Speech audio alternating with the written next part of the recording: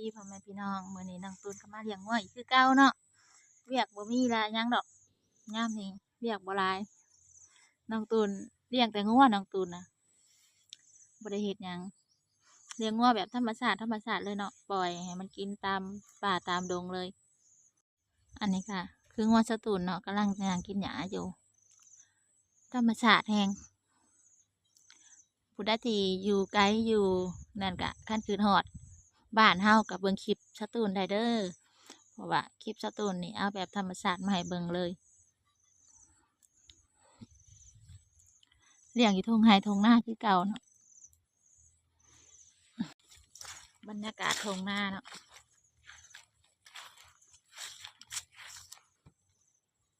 เขาเลยแต่ว่าบ่อยากงามเนาะเขาปีนี้พ้นกับบ่ค่อยดีปานใด